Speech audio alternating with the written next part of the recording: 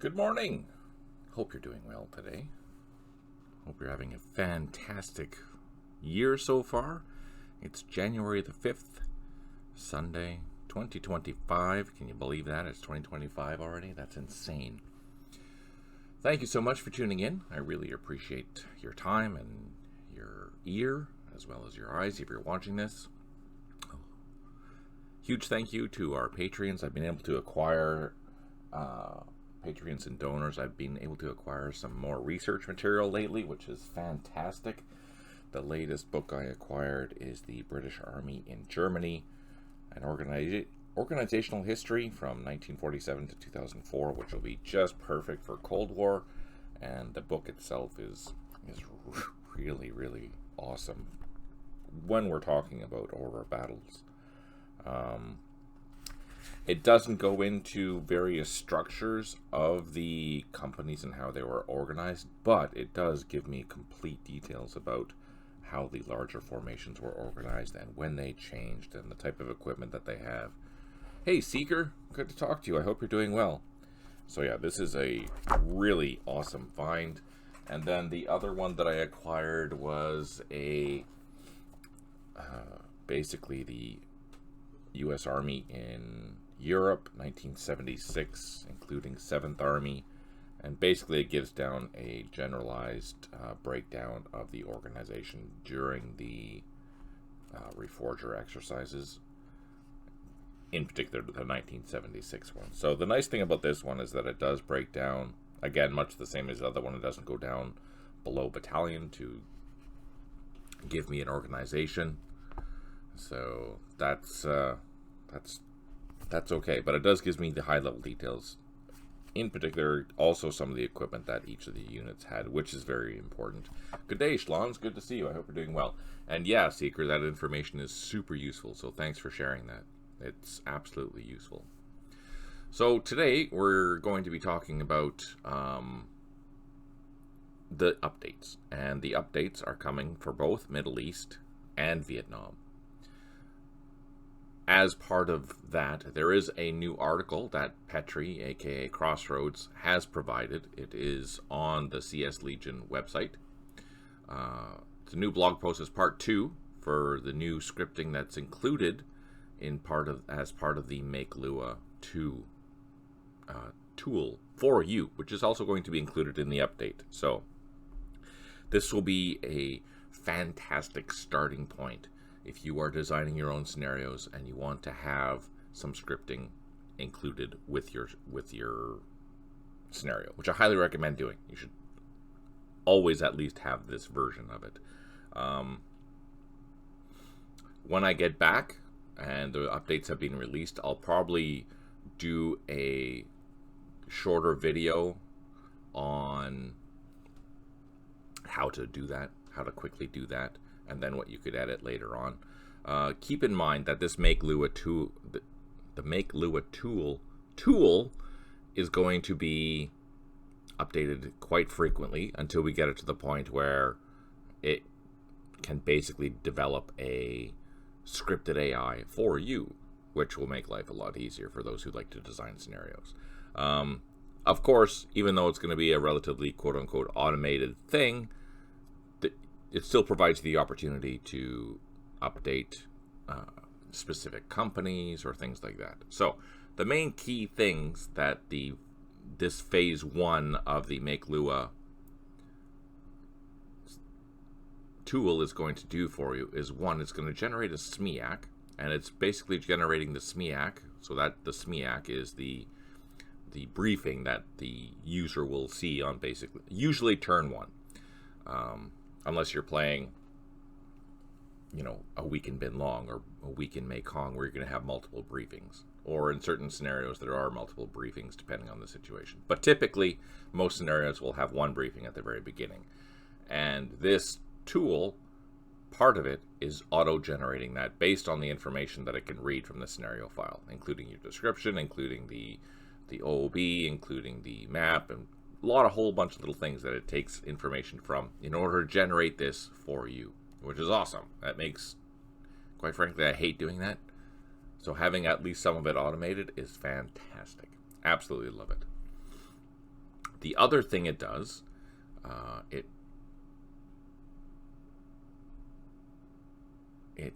also assigns administration and logistics, including the opportunity. Hey, Natkinway, thanks for tuning in. I hope you're doing well today.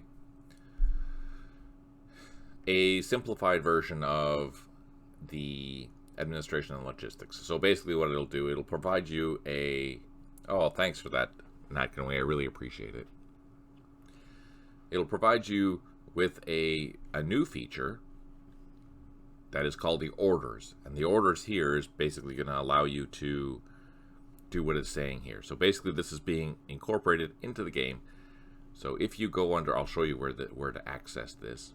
If you go into the menu and see what kind of orders you have, you'll have, in this case, supply orders. This will be included in all the new scenarios. For example, I guess I'm jumping ahead of myself, but all the Middle East scenarios now do have a Lua file with this phase 1 make Lua 2 scripting, which is awesome. That's great. That makes life a little more exciting. So yeah, there will be some basic logistics that are going to be included with those make Lua files. And I think there was one more thing. The artillery.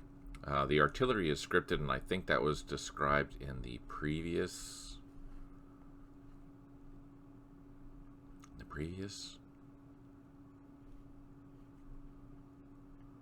Hang on.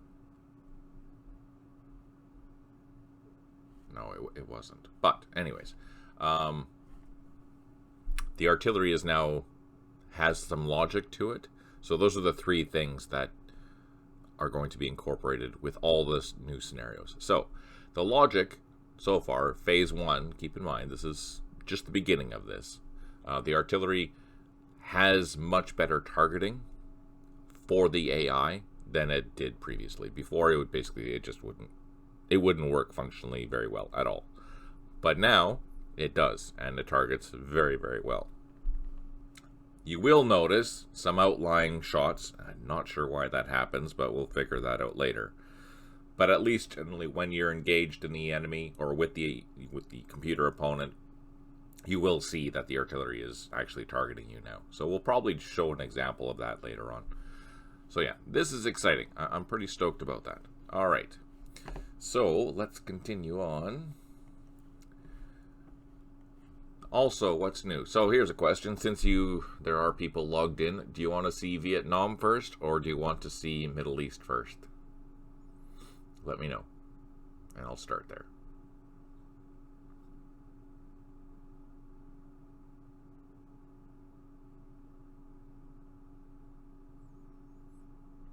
Middle East. All right. So we will. So the games have changed significantly. So much so that we are now calling Middle East 3.0. So we're not going 2.01 or whatever it is. It's now 3.0. And Vietnam is 2.0. First thing that you're going to see is that, well, you won't get to see that. We have a brand new launcher. This gets rid of the old front-end code, and Petri rebuilt this new front-end code. This means, on the bright side, you no longer need the 2008 distributables. So now we're using whatever is the latest and greatest for the distributables. So that's one thing that you won't have to download anymore, because now it's all taken care of. It's more modern, blah, blah, blah. So this is really exciting. This is a good thing. With this new front end, it is customizable. And you'll notice that here, there's a new campaign feature. And I'll show you why. Because, as you will see, since we're looking at Middle East, let's find Middle East. The scenarios folder is now organized into various campaigns.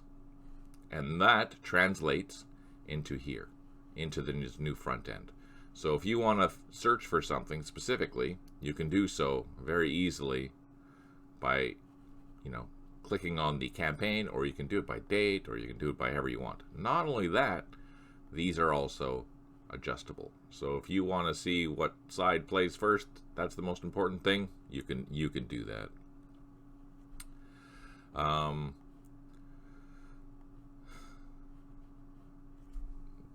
Just as a reminder, there are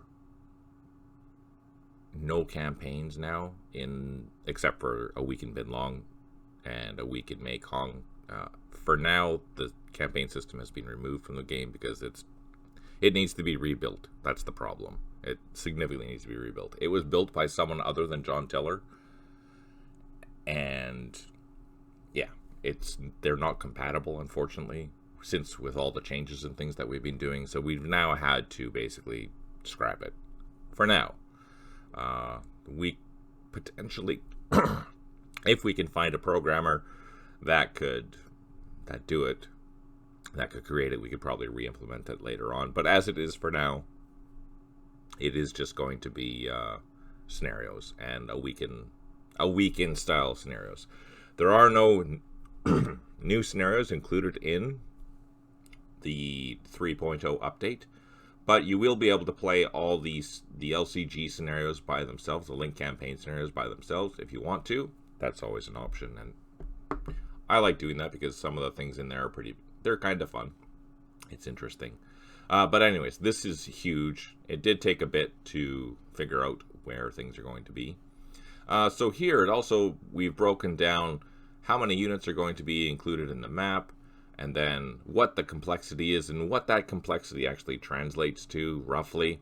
So size 2 is basically a battalion or a couple battalions. A size 4 is a brigade or maybe a reinforced brigade. 7 is divisions and more. 8 is corps. 3 is regiments, etc. You can kind of see how this is organized. And you can also, again, as I mentioned, you can swap these things around. This is also true for Vietnam. Everything I'm showing you here is going to be the same for Vietnam. The other things that are included are quick access to everything, basically. So you have access to the menu, you have access to the what's new, you have access to the game mods. So this just opens up the enabler, which is super handy. And these are the mods that are going to be available in the game. Note this. This is important, especially those that want to use the new graphics but don't quite understand the new graphics in certain aspects. And I'll show you how this works later on, but I'll show you the default graphics after. This is very easy to use, which is awesome. What else is there? I think that's pretty much it for the front end. Resuming the save games. I don't have any save games because I haven't been playing with this yet. But yeah, super easy. Let's load something up just so you can see. Let's load up a teaching set. So the next thing is that the 3D graphics have changed totally, 100%.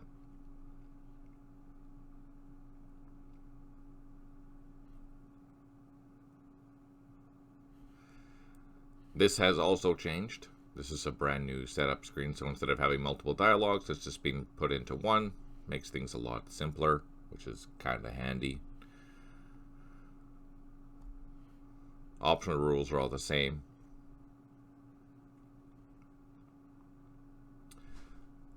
Okay, so as mentioned before, this is a auto-generated briefing, which is handy. And there's a new button here. You can copy it to clipboard, which is very handy for if you're playing the larger campaigns, or you just want to have a running note of what's going on or what your briefing is. You can copy this. Gives you a nice little heads up that, hey, you copy this, and simply enough, you can just paste it, and there it is. So then you can have it at your convenience off to the side. All right, so these are the new graphics, the new 3D graphics. I know I've showed you these before, but I don't know if people have watched the previous one, so I'm going to show you now. This is new. very simple. These are done by Bill Blake, aka Mouseman. He's the new graphics guy for the team for the 3D map portion. And you will see that I really like them. I think they're really nice. It's cleaner. They're more accurate to the scale of the game. So the buildings and whatnot are actual proper to the size of, these are 250 meter hexes, and the buildings and things like that are more appropriately scaled, just to give you an idea. Obviously the units are significantly bigger, but that's because it's more tabletop type feel, right? What else is new? Obviously they are, all of them. Yeah, not to the scale of the vehicles. The problem is to have a hex, the hexes to be the same scale as the vehicles would be probably, this entire thing would be a hex if we were keeping this to the scale of the vehicles, unfortunately. So you would either, you're not going to see the vehicles, or the hexes are going to be so big that you're not going to see anything. So yeah, I don't know. I like this. It gives a really good representation of the battlefield, but there is obviously the scale difference between the units and the things on the ground. Basically what it was is that the old campaign series had graphics that were designed more for 75 meter roughly, and these are more proper at the 250 meter for the graphics on the ground. Obviously the 3D is the same, but I can show you something really quickly. We'll just exit out of that. I'll just save this. We'll come back to it.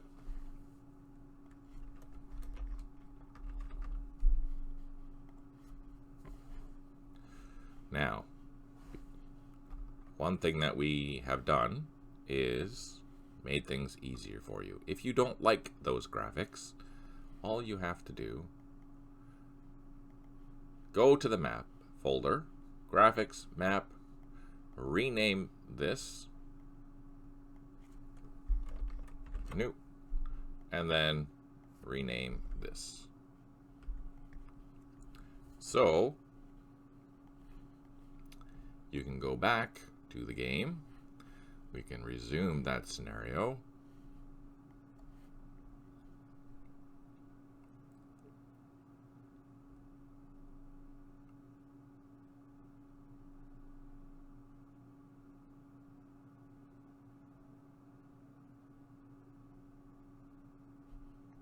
And it didn't swap. Why didn't it swap? What the hell?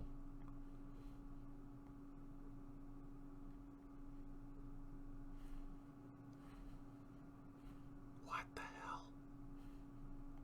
Hang on. I don't understand. Let me check. I did this before and it worked.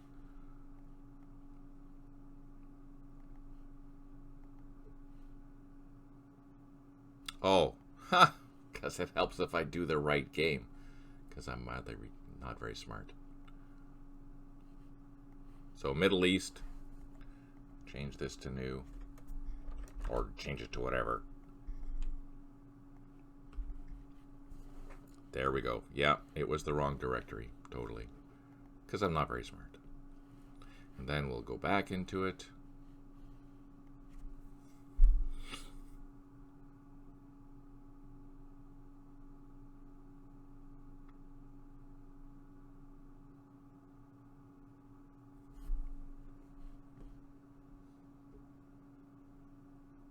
There we go. So now you're back. So thing to note, the vehicles don't fit the roads here either. Just as an FYI. It's just because the scale is not right. It's a different scale. So you can have them both. They're both in there. But keep in mind, Cold War and the World War II will not have this option. It'll be up to someone else to make the mod for this. We're going with the new graphics because that's the new standard. So yeah, super easy. If you want to go back to the old stuff, you can go back to the old stuff. So far. Let's swap that again. just to see how easy it was to do it, I'm going to change this to old. Get rid of the extra bit here. And we should, just like magic, load up properly.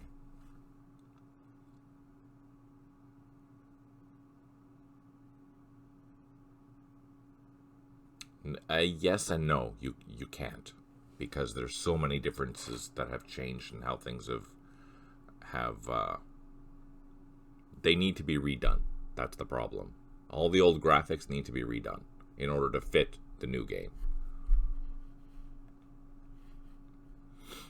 So anyways, yeah, that's the new graphics. That's what we're going to be doing.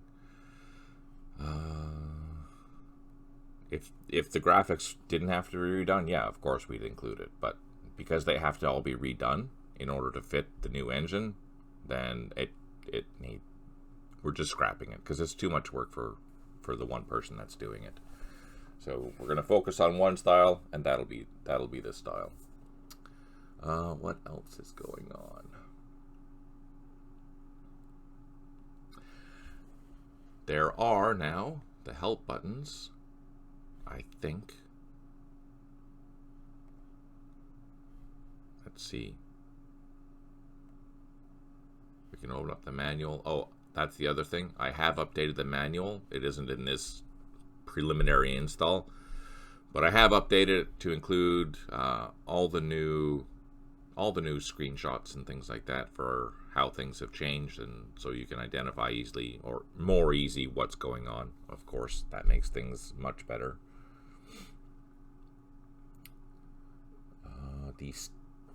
One nice thing is that if we go into the scenario, can we see the scenario information?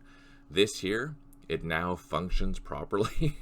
When you're designing a scenario, Petri has figured out a way to have it so that normally when you do fill out the description in the scenario editor, it didn't retain something as simple as these spaces. So now it remembers that, and so for formatting it looks better. I'm happy for that, because that's such a pain, because you had to use a text editor before and blah blah blah. It was such a pain in the rear. But now that's one little thing that's fixed. It's a simple thing, but it's a big thing. There are additional new and added and revised Lua functions, which will help with the engine and for those that like to do scripting. Here's that check for orders thing that I mentioned before. It is check for orders. So, oh yeah, there's this is new. Check for orders. Because the scenario is less than 10 turns, there are no particular orders for this. But if it is over 10 turns, I think it's 10 turns. If it's over 10 turns, you will get a supply mission that comes. So let's see. There's nothing here. Let's open up a different one. Let's just exit. I'll open up a larger one so you can see how that works. The amount of turns. Let's go down. Let's pick this one. So if we look at the orders, it should provide more options for orders. And you can change these orders to basically anything you want. It offers a lot of different opportunity, which is kind of exciting. I've just been spending so much time building Order of Battles that I haven't had a chance to do any scripting lately. So there are going to be levels here. Because it's 60, you get 6 ammo resupplies and 6 artillery resupplies. Each of those usually they're 10 points each. So each turn, your logistics, your units are going to be burning through ammo and artillery ammo. This provides you the opportunity with every scenario now in Middle East, if it's more than 10 turns, to at least regain some ammo, which is kind of nice. I don't know if the AI has access to this, but as a human player, you do for sure. So that might give you an advantage.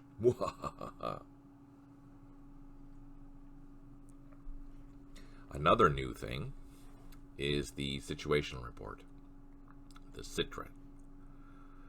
This is brand new. So I've showed it before, but as we're going over all the new features that are included in the game, this gives you a better breakdown of your units, your losses, what you have on the map, what the victory points are worth, and the same for your opponent. Obviously, you're not going to know everything. You're just going to know that they have X amount of tanks. You don't know what kind of tanks they are, that kind of stuff. Strength report, this is where the detail comes in. You won't see, you'll have, let's see, can we find somewhere that's quick that I can kill something?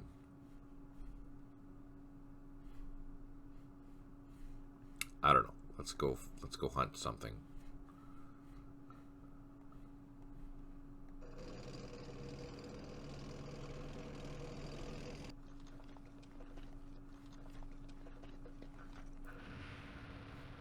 Mine attack.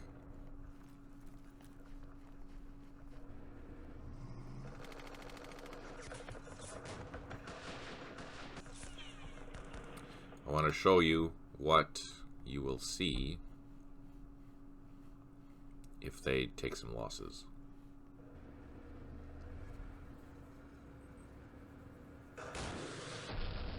Not us.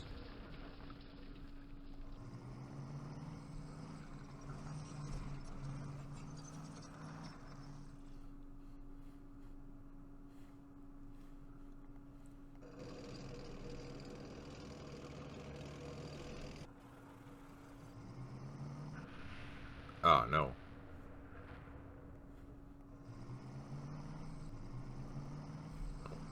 Nothing. Okay, so we'll just do a couple of moves here. I'm not going to move everything.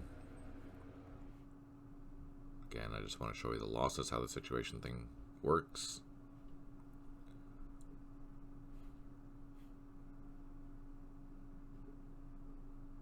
Did I not end the turn?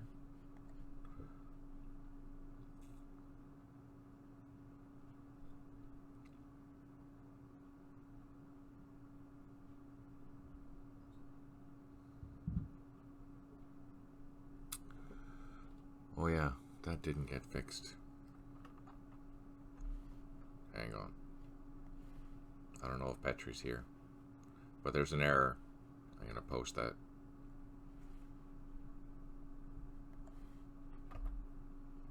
Yay for doing things live.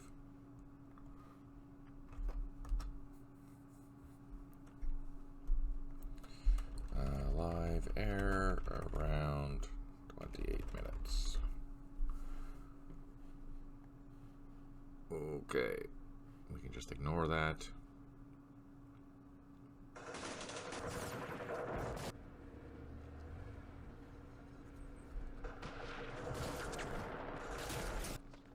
Oh, they ran away. How am I going to kill them if they run away?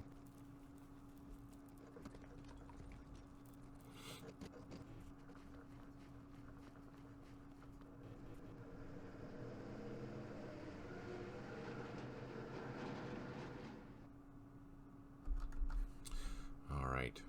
Let's see. Let's see if we can do some losses.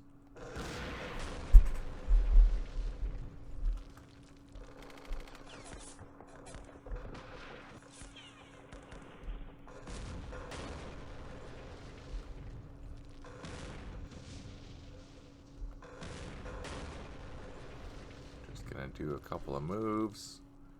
See if we can kill something.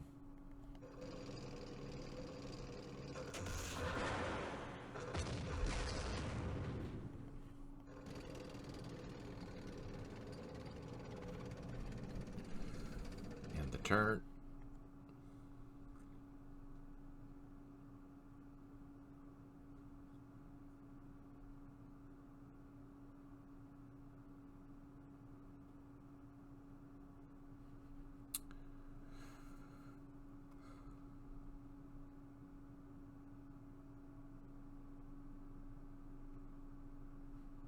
So there's a problem with the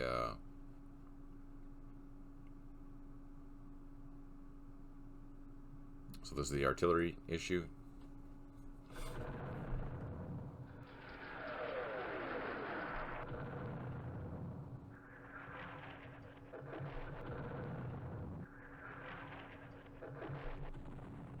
This is the part that I mentioned, that the artillery will still target some weird things, but at least it's targeting.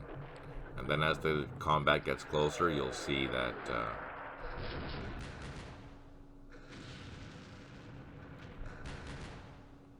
it's much more effective. It's firing now, whereas before it didn't fire.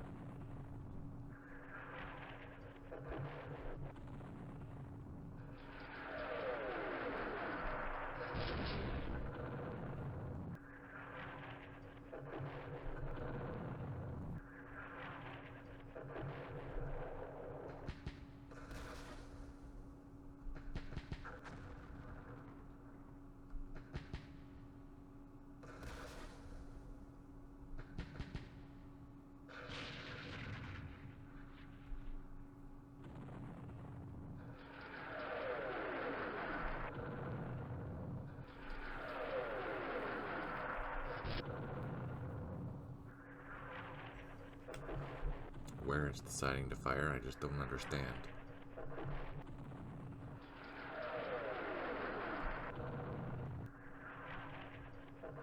Right, because the AI doesn't have targets in the range. The AI yeah. So when it doesn't have units in range, it's supposed to not fire. But it's deciding to fire, and we've tried the halt, we've tried hold, and for some reason it just doesn't. The logic isn't there yet. I'm trying to understand why. But that'll be fixed in an update. In the next update, I mean, sorry.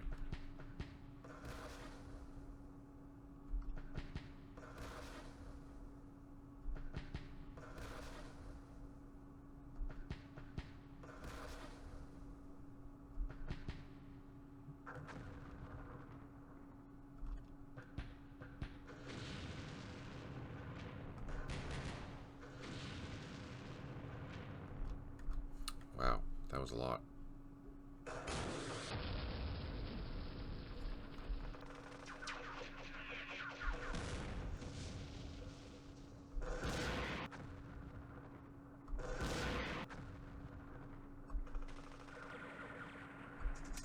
Just quickly go through this, and then we'll check the situational report and see.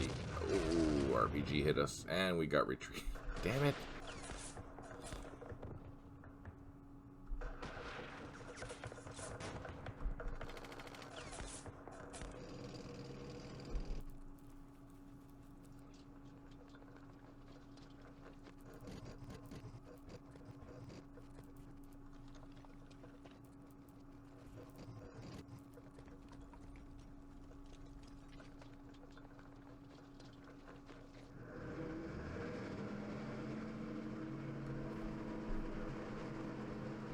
Alright, let's check the situational report. And yeah, so here. This is what I mean. So if you're playing with Fog of War, you're going to see that you destroyed something. You just don't know what at all that what you destroyed. This might change later on, depending on the AI. And I'm trying to figure out a way to get Petri to have it so that you might gain some intelligence based on this. Like you might say, okay, you destroyed X amount of guns or machine guns or rifle platoons, and this is maybe what you've experienced in the total SP losses and things. Obviously, here it tells you what you've lost, and here we've lost victory points just by having that parachute platoon getting smoked. That's unfortunate. And we did we lose anything else? No, I don't think so. And the mission status, this is a brand new layout as well, and it breaks down just conveniently for you what is going to be happening, so the event points and things like that, which is kind of good. This is new and handy. Let's see. So I'm just going to save that. We'll maybe come back to it if we need to. Something else that's new. Maybe you assault an enemy unit in the same organization, you could get intelligence. Yeah, I think that eventually, I think that's the kind of thing that we'd like to do, especially that is something that I can do scripting with Lua. I can trigger it so that if you have an successful assault, it's possible for you to gain, some intelligence, like you're fighting the 1st Battalion of the 103rd Rifle Regiment or something like that, right? Little things like that to add a little bit of flavor. It's just literally just flavor. There's no point to it, but I think it adds a little more immersion, right? That's a good thing. Since Schlons is here, let's open up the edit organizations.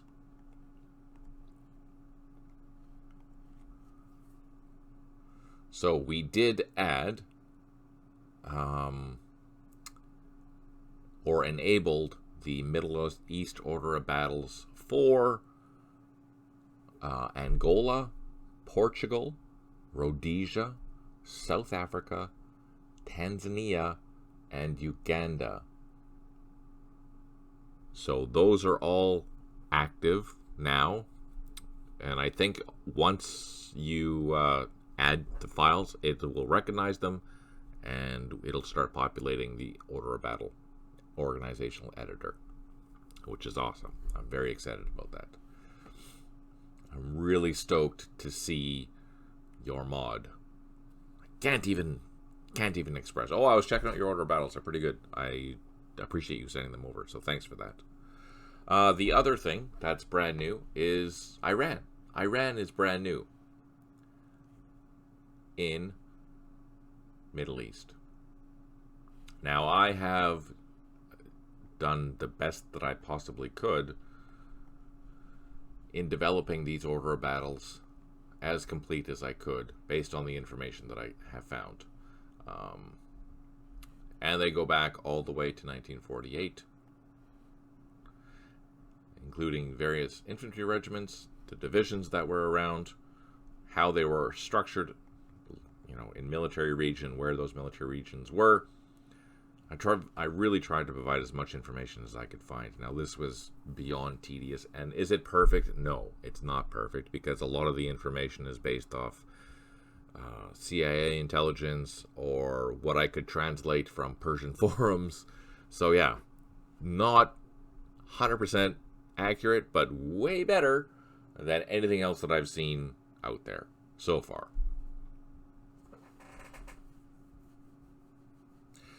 Wasn't Cuba also active? Yeah. So those were the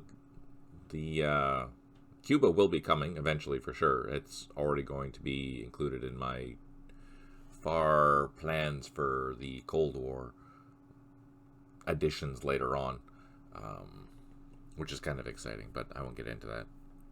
The hard thing though with those things is trying to find the information to fill in the Order of Battles from 1948 to 1985, especially for Cuba. I could find random things, totally, but getting detailed information is like trying to do Iran. Iran was so hard. It was very hard. Anyway, so if we continue on through the 50s, we can see how things changed, how the military regions had changed. You will note that there's, for example, it's 1952 here, but the military region 1 is still labeled as 1950s because there was no changes up until 1952. But you'll see military region 2 did have some changes. Heline and Company, Iran-Iraq War, 40 pages with the TOE. Yeah, for sure. That's super handy. Is that the one that I have? No, I have the... I don't have that one, but I have the Middle East War volumes 5, 6, 9, and 10 that detail with the Iraq War, and they provide quite a few really good Order of Battles. But of course, they only cover the Iran-Iraq War, which is only the 80s, right? So I had to find information for 48 to 79 in order to make sure that everything was based on our standards. And if you wanted to make various scenarios based on these older organizations, you totally could. There were quite a lot of changes. I was actually surprised how many changes there were with the Iranians and their structures.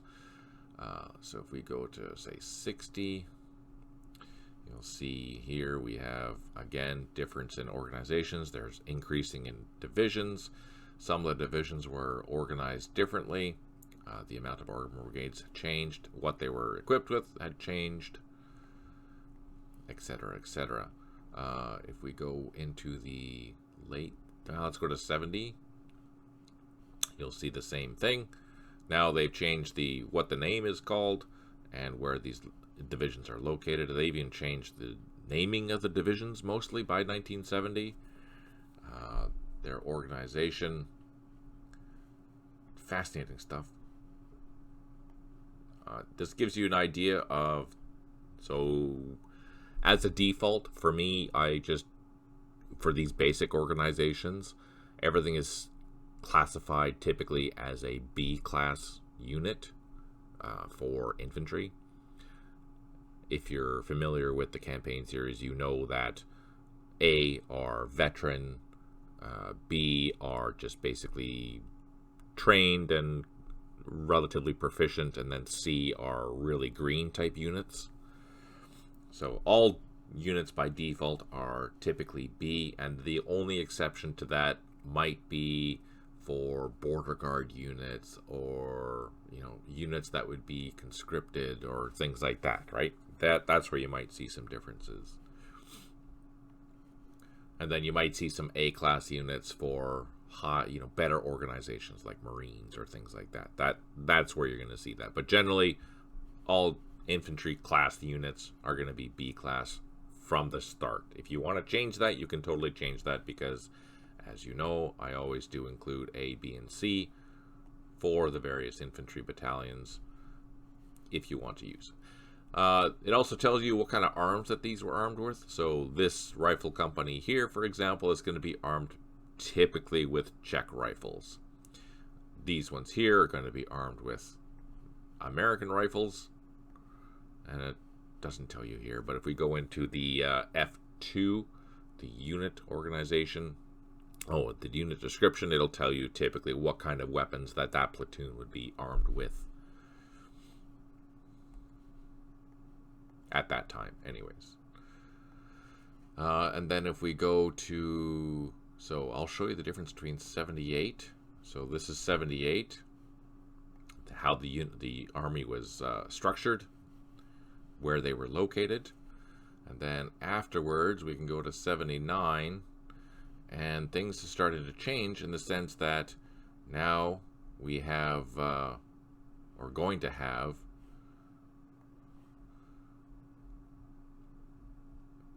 some Republican Guard units now. And these changed throughout 79, 80, and they got significantly more organized and whatnot. So yeah, things have changed drastically, which is kind of interesting and exciting. 81, you see the formations of the brigades for the IRGC. Oh, wait, where are they? Down here. Yeah, they started building the units into brigades. Before they were just battalion-sized units. And then as the years progressed, by the time we get to 83, we have divisions, I think, if I remember correctly. Yeah, we started building divisions starting in 83. 82, yeah, 83. They started getting divisions. As we get to 1985, the organization, as you know, it stops in 1985. But one thing that I've done for Iran and Iraq is that you'll see here, sorry, let's just go to this organization. You'll see here, this is divisions. These are divisions after 1986 that came in line. These are divisions after 1987 that came available, and these are divisions after 1988 that came available. So I included post 1985 stuff and also post 1985 equipment, but keep in mind it'll just show 1985 as the start and end date, because that's just how the system works right now. So that's kind of handy, and you get lots of fun toys. I also have it so that you do have the regular army, and you also have the Republican Guard. So you'll see all the Republican Guard units. They are separate, so that means they will have separate bases in the game itself. I also rebuilt Iraq. 100% rebuilt it. And much the same as I did with... Much the same that I did with Iran, I have built it from 1948 all the way to 1985 with as much detail as I possibly could do. Here you'll see how the various how the corps were organized: 85, 86, 87, 88, and the Republican Guard corps and what they were organized with. All these good toys. Again, most of these I downloaded. Most of the structures I got from the CIA or PDFs that detailed organizations. Also, Iraqi sources from the internet that I could find. Everywhere that I could find information, I tried to weed through it and make the most sense of it and give you this, basically. Again, these structures, I'll show you 48. It was a hell of a lot of work. You have no idea. Absolutely it was. It was insane.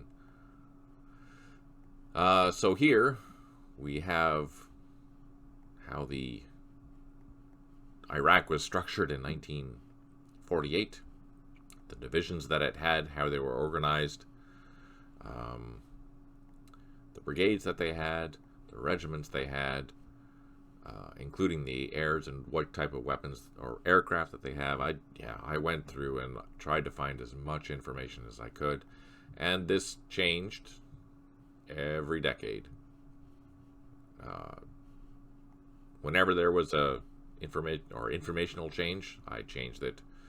So you'll see the mechanized force was still the same in 1955 as it was in 1957. New divisions were formed in 56. If we change this to 59, you'll see that everything had changed in 59. And then if we go to, hey Stipe, good to see you, I hope you're doing well. 64, you'll see there are more new changes. And you'll see that the 8th Armored Brigade is finally equipped with M113s, which you wouldn't have thought of, but it was crazy. Not very many of them, I don't think, if I remember correctly.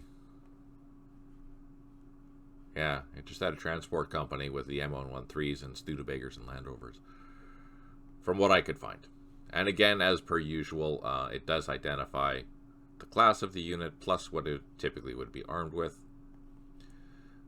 Now, the way that most of these units worked, because they were more... Actually, the Iraqis, they followed a British structure, typically, in most cases. So the regiments were all over. That was their main thing, was regiments. The other thing is that, that was the one thing that was really confusing about when I was building the Iraqis, is that they kind of followed where a battalion is a regiment and whatnot, that kind of structure. So getting into the organization is like, and reading and things. So in the 60s, in particular here, 60, is it 60? 64? Sometime in here, anyways, in the early 60s, there was a lot of fighting against the Kurds. And they had various different organizations to fight against the Kurds, which was really interesting. They had some, for example, these Kurdish volunteers. There was commando regiments that were designed and organized to fight the Kurds. Very interesting how they developed their things. Anyways, so yeah, I went through, and I developed as much as I could. And are they perfect? Again, same with Iran. No, they're not. But they're very detailed, highly detailed, more detailed than I've seen or have seen, that covers all these decades as before. Let's jump into the 80s just so you can see the structures for Iraq. They had fairly significantly large armies, obviously. Various mechanized components, and you can quickly identify what those components were armed with. T-55s, T-62s, Topaz, engineers, how they were organized, tank divisions, how they were organized, and the amount of equipment that they had, how they were structured. There's lots and lots of different numbers of tanks and things. It took a lot of fun. It was a lot of research, but it was a lot of fun. As with Iran, I did the same thing, and you'll see here we do go past 1985. We have 1986 divisions that were built, 1987 the divisions that were built, 1988 the divisions that were built, including the Republican Guard. And I have separated the Republican Guard from the regular army, so you'll be able to see the different bases for both. There's also different bases for, I think, the Marines and maybe the Special Forces for that as well, just to give it a little more flavor and make it more interesting. You'll see how the corps changed throughout the war, as again, they're not perfect. They're not based on specific battles as of yet. I can do that later. I just wanted to get this out for you so you had something to play with if you wanted to make Iran-Iraq war scenarios. That being said, I did not have a chance to work on that map because I've had to do so many things in order for me to prepare to be gone. Oh yeah, that's a reminder.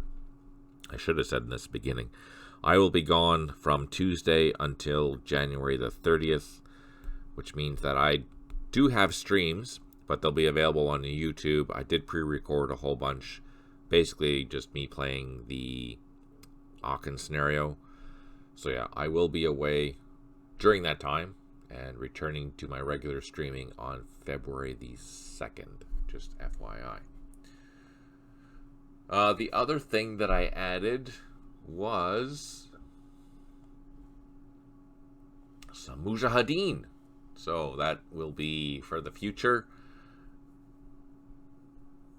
Interesting thing about the Mujahideen is that they didn't have organizations that were larger than battalions.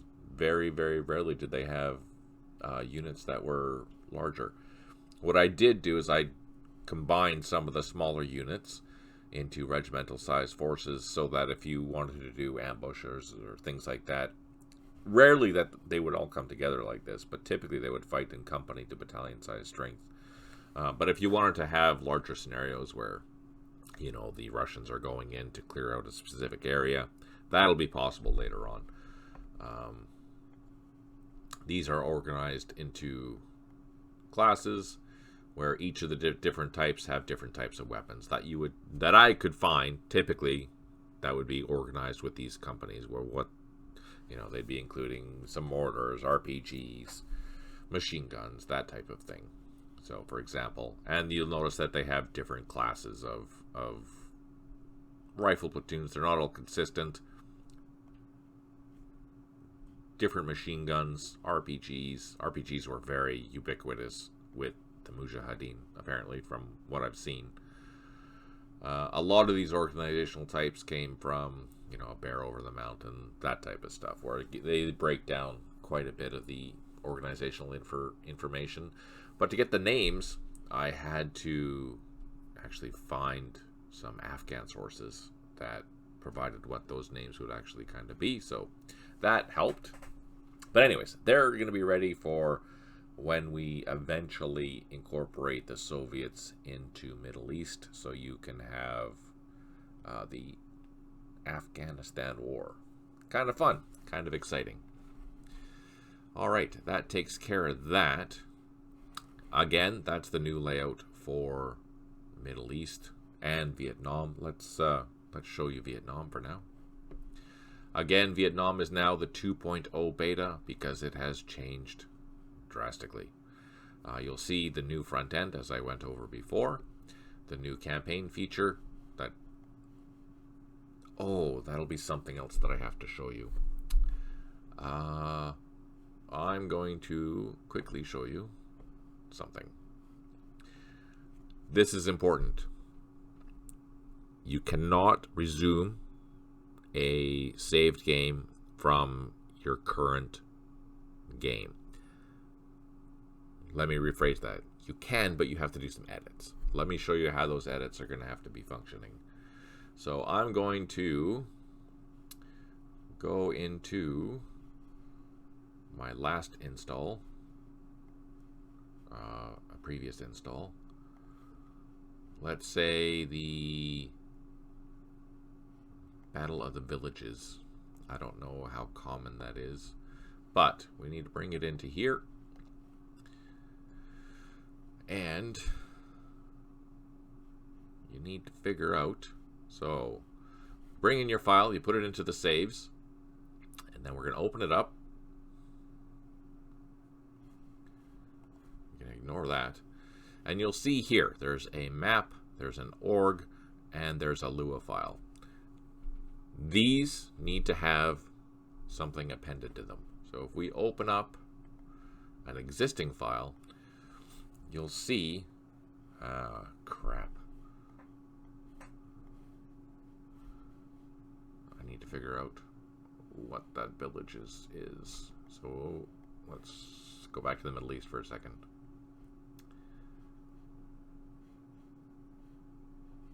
What are we doing? Middle East. I need to find the villages.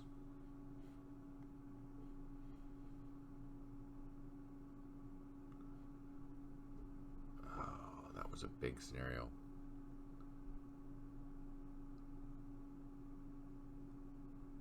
Oh, that was a play-by-email one. A tournament scenario. The villages. Okay, so this is a tournament, so we can go into here and we copy this, go into our file,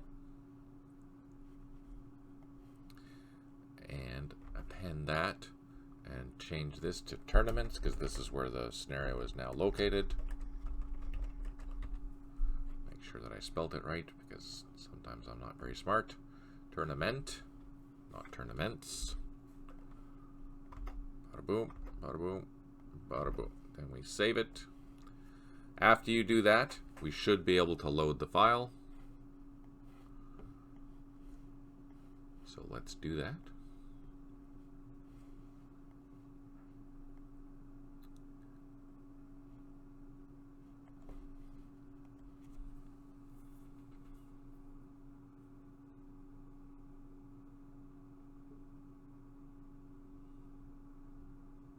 My fingers are crossed. I did this with the Vietnam stuff just because I wanted to take some screenshots for the new manuals. And there we go, it worked. So if you don't have this happening, then there's obviously a problem that you didn't copy the name properly. So yeah, that's how you do it if you wanted to resume an existing scenario. If you have a problem with doing that, let me know and I'll help you to get your file properly organized. So not the easiest thing in the world to do, but it's a simple solution. Back to Vietnam. Again, this is all new. I will show you North Korea. Edit the organizations. Let's take a look.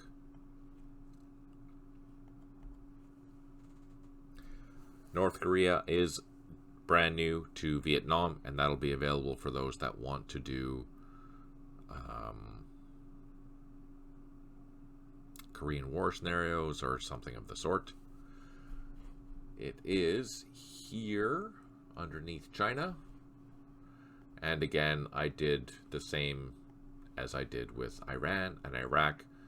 I found the information as much as I could, tried to weed through all the stuff that didn't make sense and put it all together into something logical. If you open up the files themselves, you'll see symbols that are hidden, so you can't see them in this. Obviously in this. Let me show you an example. Let me open up one of the organizational files just so you can see what I'm babbling about.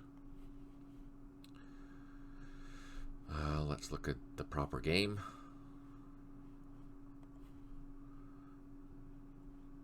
So this is Nation 4. So if we go to the divisions for Nation 4, and if we look down to, say, where are we, 67. 67 shows that I'm fairly confident in the organizational structure. Things will change. Yeah, so here. In the 70s, things start to change where, for example, this is telling me I'm not sure, but that's my best guess for what the structure is. I know the structure, this is the structure, I just don't know what the numbers are. So if there's nothing there, I'm confident.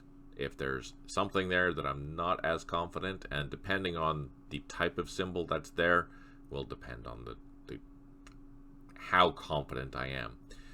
Later on, things do change because they do add a lot of information that I wasn't able to find numbers for, so I did populate with what I could based on the scheme that I had seen previously. But yeah, and it'll be the same for the corps and the army as well. Certain things I know, other things I don't. For example, in this case here, I found one source that said that division was there, but then I think it was in another location as well, so I'm not sure if it's actually there or not. There are additional notes in here, just if you were curious what they were, if you ever wanted to figure out what's going on. So all those things you're not going to show. Some of these symbols, this means that this has been upgraded. This has been upgraded with units and things. This means that I'm not 100% confident, but it has been upgraded. Little tidbits like that are hidden inside the files if you ever wanted to look. But anyways, much the same as I was saying with Iran and Iraq, I'm comfortable with releasing these and saying that they are quite accurate. I don't know what level of accuracy, but I think they're fairly accurate. I've seen other organizations that vary a little bit from this. In some cases they're quite accurate, but no. If we go, for example, into the 80s with North Korea, yeah, that's a good question. Are they? I think they are.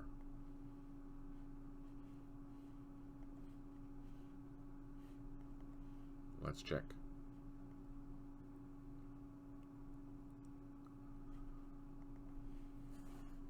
Yeah, they are.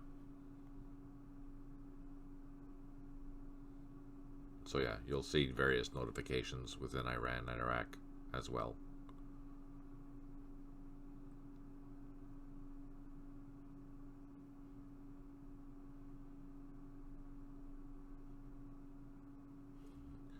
These were, obviously the 40s were much harder, but once I got into the 50s, or more 60s, it was easier to find more confident information. And then later on, as some of the organizations became online, I couldn't find some information, or I found a single source for a piece of information where nothing else jived except for that particular source. So it's like, I could add it, but here's a note. So yeah, so Iran definitely.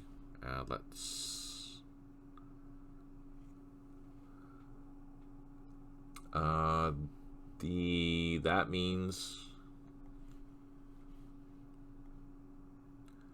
where is that?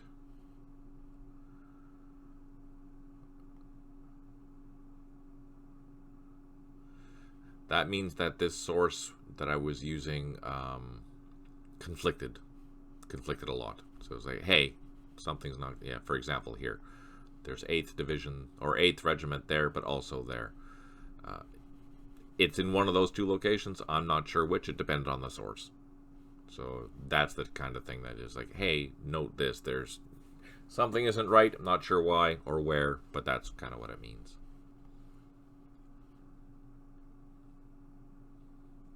It could also mean that, keep in mind, I didn't break it down into the organizations for the months. I just broke it down by the year, with the exception of North Korea during the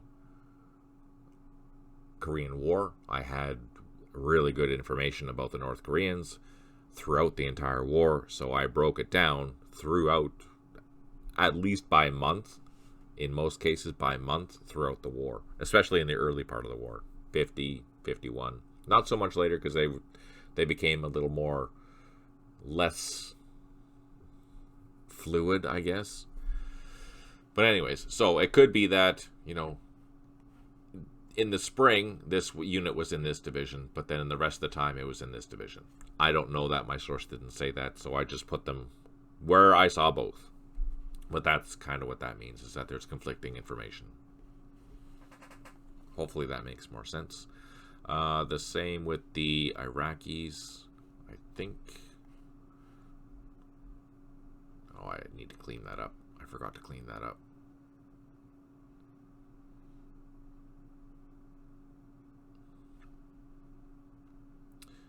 Just general information mostly in here. The organizations were fairly confident because there was a lot more source material. Although in some cases like this, it's like, I don't even know what the hell that is. But yeah. It gives you some information. Hey, Crossroads, good to see you. Welcome back.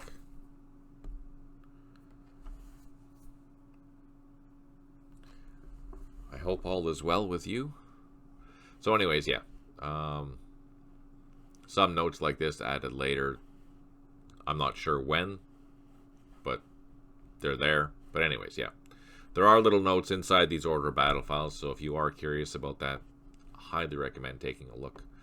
You'll see that, going back to the Vietnam, North Koreans, eventually in the 80s, they started developing mechanized corps, and most of these mechanized corps were the whole plan for North Korea that I have understood is that the frontline infantry would be conducting an assault, and then wherever those breakthroughs happened is where those mechanized forces or the mechanized corps would be breaking through. So a lot of these were where all the tanks and the APCs and things like that were. But early in the 80s, even beforehand, most of the mechanized units weren't all fully mechanized. Some of them had only trucks.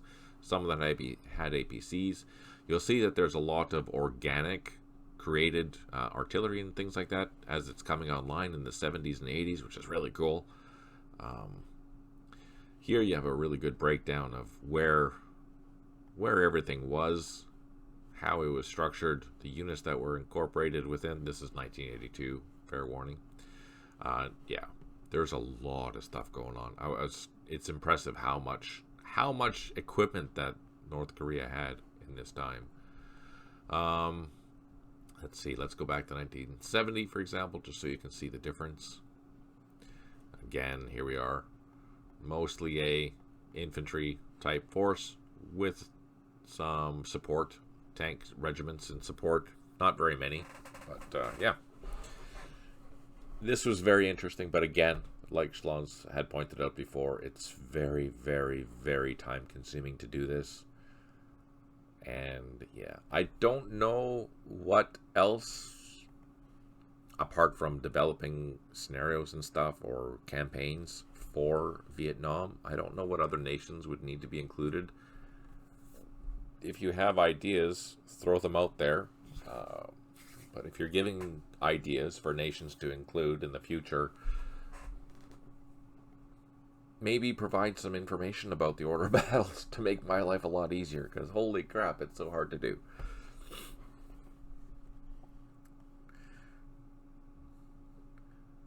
Taiwan. That's a good one. I didn't even think of that. That's a good idea. Let me write that down.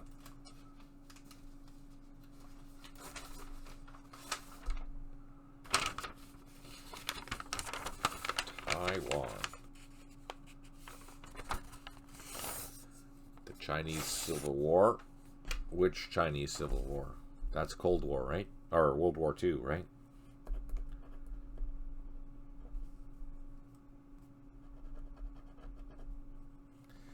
Taiwan for Vietnam.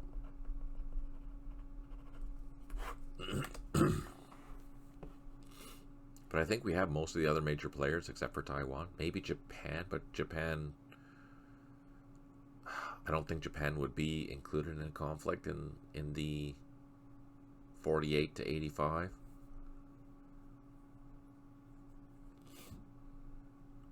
But anyways, so that's that. Let's see. What else is new?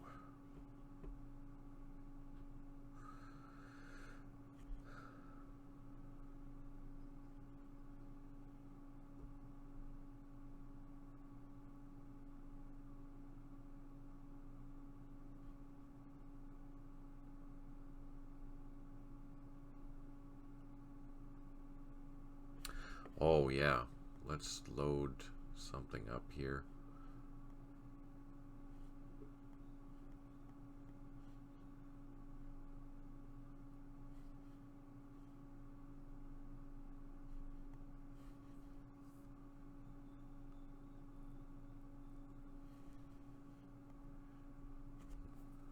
Yeah, that's a lot of work for a mite, though.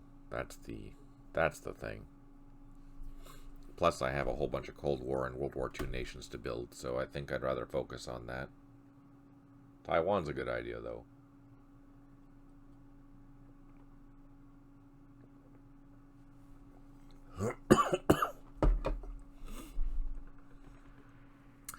So, Petri has a note here about the opportunity fire target selection now considers whether a target stack contains ground only, air only, or a mix, and targets select accordingly. So, what does that mean? I don't know if you've noticed before, but when playing... Oh, I changed the graphics. Sorry. I was doing a demo on how to change the graphics, so I'm going to show you again quickly how to fix them to the new ones. Middle East. Graphics, map. So I'm going to change this to old.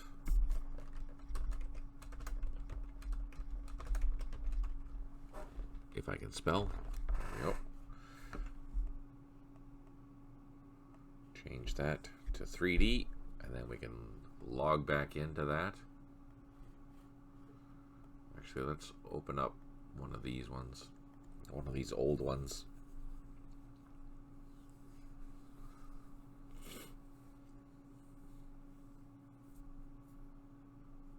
I was using bin long to take some screenshots for the manual.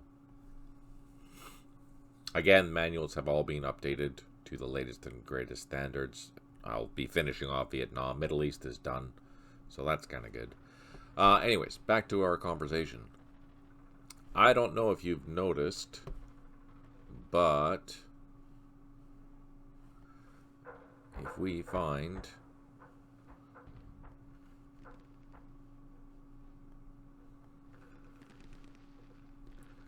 Let's see.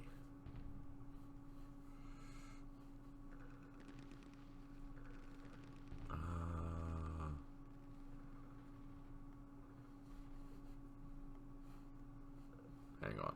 Just trying to find something that makes sense.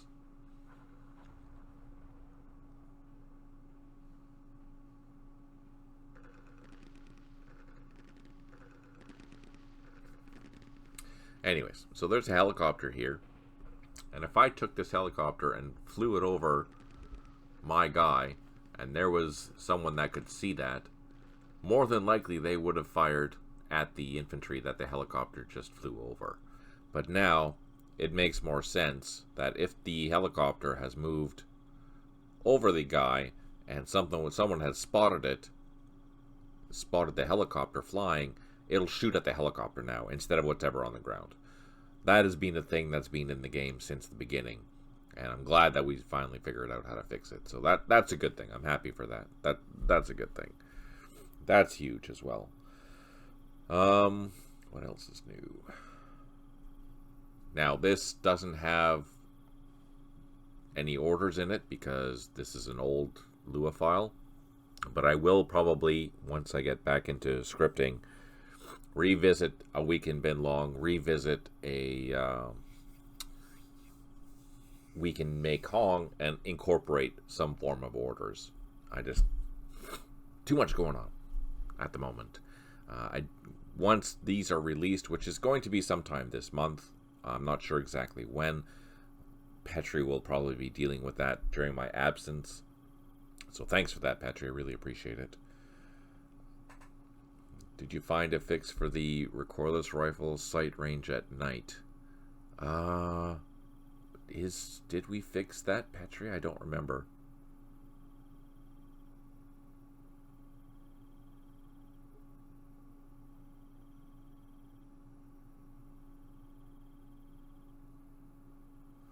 No, he did not see the bug in playtesting myself. Okay. So we'll get to that next time. Because yeah, that's an annoying thing for sure. 100%. Next update. Yeah, that makes sense. Petri says he's fine-tuned the error message for recon reveal to include a notification if the unit is not capable to perform a recon reveal. Note that not all units categorized as recon are eligible for this action. The recon flag under capabilities in the unit handbook indicates whether a unit is qualified or not. Do I have any recon units in this? I'm sure I do. Here's a recon unit. So, in order for a recon unit to be able to actually perform the recon, you need to have the recon thingy was the exception of one or three armored cars missing the recon flag. Okay, I might have fixed that in the latest rounds. I'm not sure. I'd have to double check. But while I was going through the order of battles, I did tweak quite a few things. So hopefully that's fixed now. Happy thoughts. Yeah, so make sure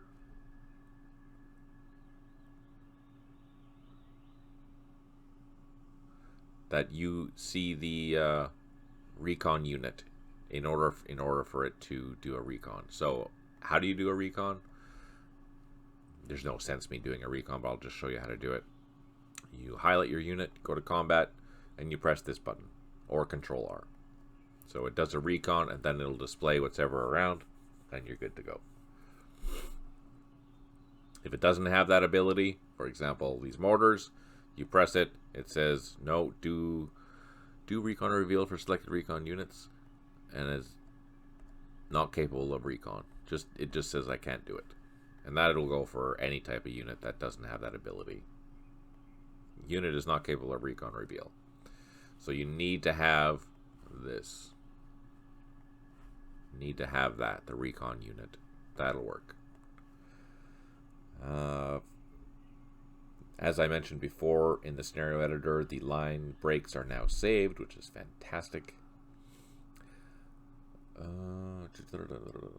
Oh, Petri has now updated the default values and added new options to the game configuration, which is saved to the Windows registry. The game now saves the selected options for visibility, reachable hexes, landable LZ zones, and the command range hexes highlights, so settings. So if you have these things set, reachable hexes and your command range and things like that, they're going to be saved depending on however you have your game saved. So that's really good. I'm happy about that. What else? Before, up until this point, there was a Birdo had coded opportunity fire for the AI, or for anyone basically, to basically fire 3 times, typically. So if you triggered an opportunity fire as if you were moving or something like that, then that would cause the enemy to fire at you up to a maximum of 3 times. There was no, it was always 3 times, and you could easily start gaming the system because it was that. But now Petri has gone above and beyond and changed that. So sometimes it'll be 1, sometimes it'll be 2, sometimes it'll be 3, sometimes it'll be 4, etc. You just don't know what it's going to be. So it's going to be a lot harder to game the system. Way harder now. And that's all randomized, so that makes things a lot more interesting in the combat, type of thing. Yeah, Petri says it's basically a die roll of 1 to 5, and it's a weighted die roll. So there's more actions.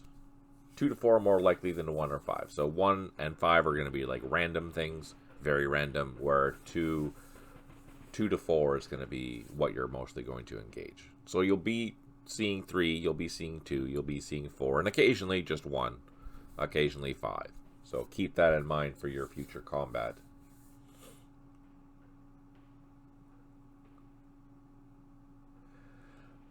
Enhanced the report dialogue. Let's take a look. Command report. Is this what you mean? Or used by the scenario briefing? This one. Yeah. So this is much bigger now. And also I mentioned before in the beginning that this is the copy to clipboard. So this is super handy. And I gave a quick example where we were able to just dump that into a notepad, or however you want to do it, just to save it. And this is really useful here because then with this I can quickly go, all right, where is 2nd 28th, if I can spell properly. There we go. So now I can quickly search what are my missions for today, for example, and then it'll go through very easily. So if you know the organization that you're looking for and you don't want to read through the whole thing, you can quickly find that information just by using the copy to clipboard. Super easy. Because that's a lot of text to read, right? Important that you do, but yeah. What else is going on? The map 3D images have all revised. So I'm going to show you something quick. You'll see here, these are the new these are the new trenches. These are the new improved positions. I don't know if there's any bunkers here, but we can quickly show. But if you have a hard time utilizing those, you can utilize my mod. So I'm just going to save that. We're going to exit out of this. And we're going to go to the Enable Game Mods. We're going to find my mod. We're going to add it. We're going to close. Then we're going to go back into that scenario. Oops.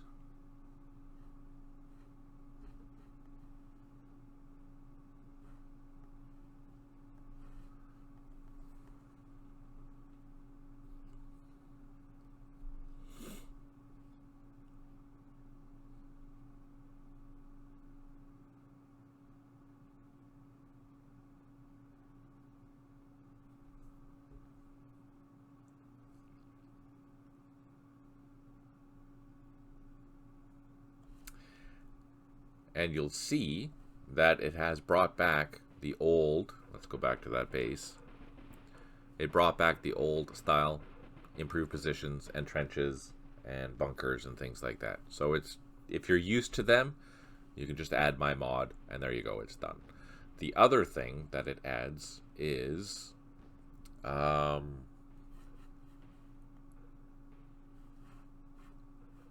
have revised the, I'm going to show you this, hang on.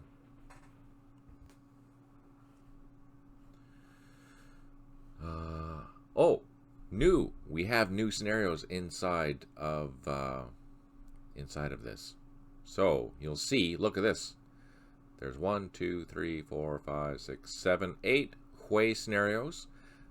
Now keep in mind they have the phase 1 of the new Make Lua 2 scripting to them. So what does that mean? It means that they will have the artillery, and they will have the SMEAC, and they will have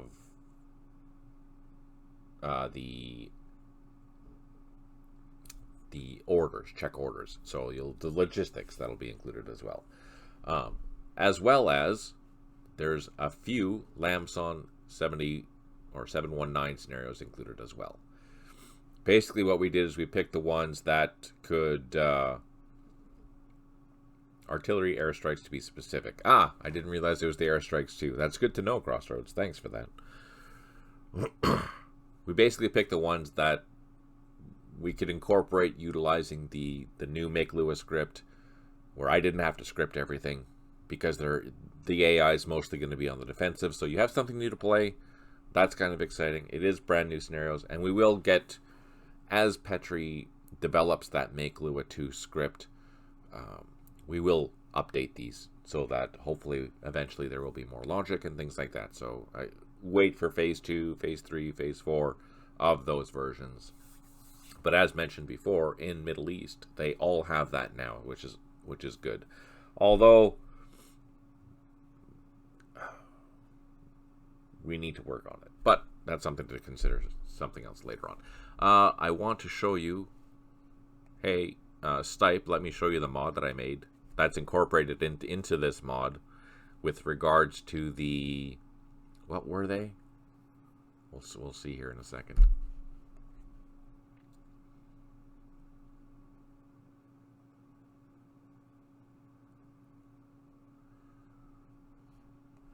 Get rid of that, get rid of that.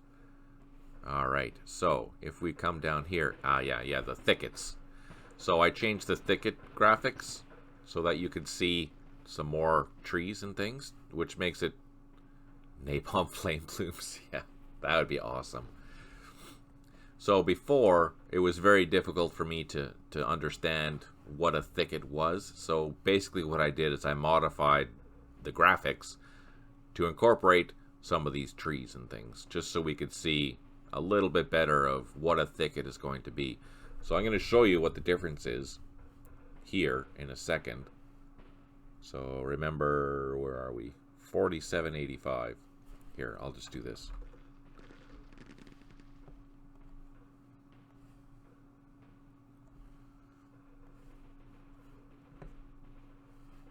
Then I'll show you here what they look like standard. And the big thing with thickets is that they cost you 65 action points to go into, right? And that's why I was so confused, because it just looked like normal terrain. It's like, I don't understand what the hell's going on here. And then, I didn't even save it because I'm not very smart.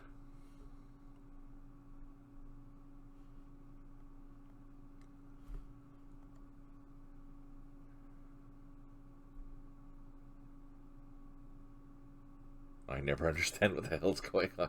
Welcome to my world.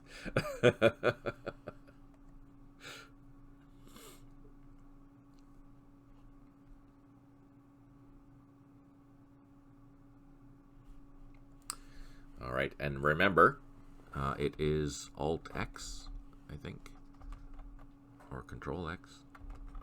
No, there we go. Alt X, 4785. So that's the thickets before, and this is the thickets in my mod. So you can see the difference. For me, that it makes a little more sense that okay, there's more there than just what looks like bushes. So I need to slow down, or organize where am I going to go on the roads and whatnot. So yeah, for me it's more clear to understand what's there visually. So if you want to use that, it's in my, just enable that mod, and there you go. Happy thoughts. I kind of like the look of that. That's kind of, I don't know, what do you think? Oh, that's good. Thanks for that. I appreciate that, Stipe. So yeah, I will typically always play with my mod in, but just FYI. What else is going on? Happy little trees. Touche. Let's put a happy little tree over here.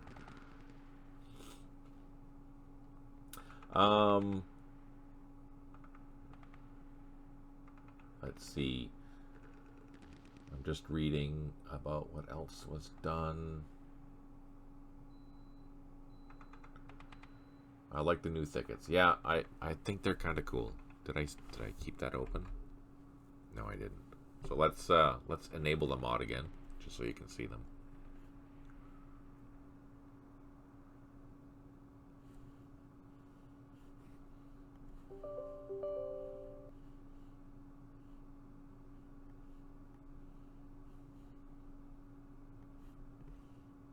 I'm so happy to have this in here, Petra. You have no idea. It makes things so much simpler. I really, really, really appreciate it. It's little things, but they make such a big difference.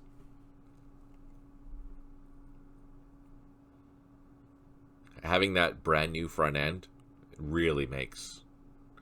Not only that, the whole not having to worry about the 2008 distributables anymore. Oh my goodness, it's insane how awesome that is.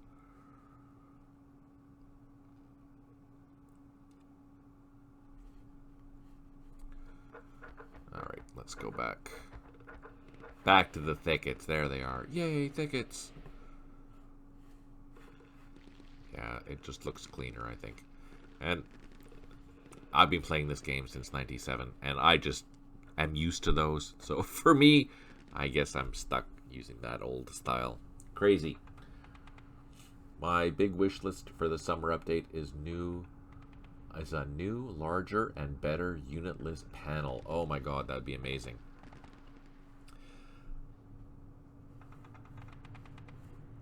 Is it? It could be that it's... Oh, maybe. I don't know.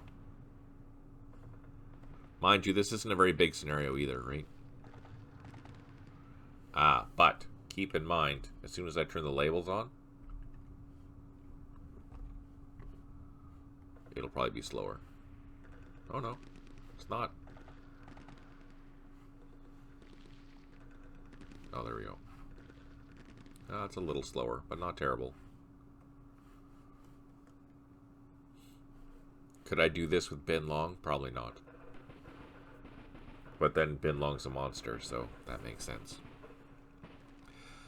The new slopes are incorporated. Oh, did we? The slopes were added before. Yeah, no, we added those with 1.31. Yeah, you're right. So again, this is 2.0. Because, let's just check. Yeah, we are 2.0. The last build was January the 4th. Crazy times. Let's see. There was a note here that said...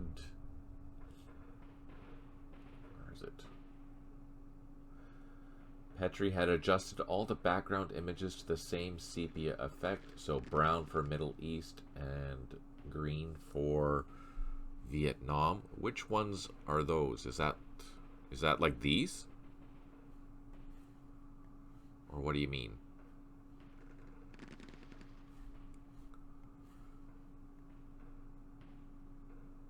Did Petri add any Easter eggs? That's a good question. Ah, okay. Those in the background of the event notes and pictures. I understand. Okay. Good to know. Good to know. Let's see. The data side of things. We're almost through this actually, which is kind of good.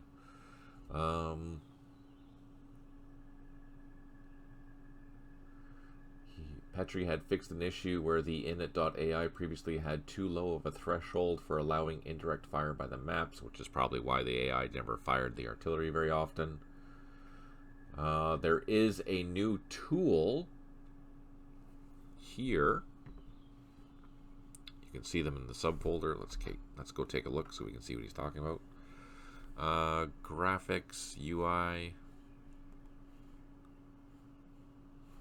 No. Is that what it is?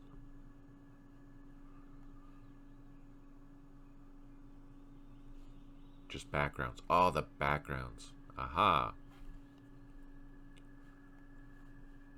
Ah, yeah, we can see. We can see that they're all consistent now. That's good. That's awesome. Oh, also, if you're going to be developing your own maps and things like that, for this is where you can find all the maps. So if you are missing a map, let me know, and I can add it for you. So these are the A Week in Mekong, and then these are A Week in Bin Long maps. These are the ones that will display inside the game, just to give you an idea of where the missions are. Hey, Tim, good to see you. Thanks for tuning in. A treasure map would be nice. I don't have one of those. That's too bad. Let's see. What else is going on? Oh, yeah. In the game, if you go to the tools and CS Lint, there is a very handy tool here called CSV to order a battle, and vice versa. So it'll take these order a battle files, if you utilize these tools, and turn them into a CSV. Let's see. Fingers crossed. Let's see if it'll work. I've never actually tried that. Actually, those map images you have done, Jason, let us add new dialogue to summer updates that will display them. Oh, yeah, that would be fantastic. Oh, speaking of your wish list item that you just said, your big wish list item is to update the new and larger unit list panel. Let's open up the game again just quickly before I do some crazy things. Let's just open up this.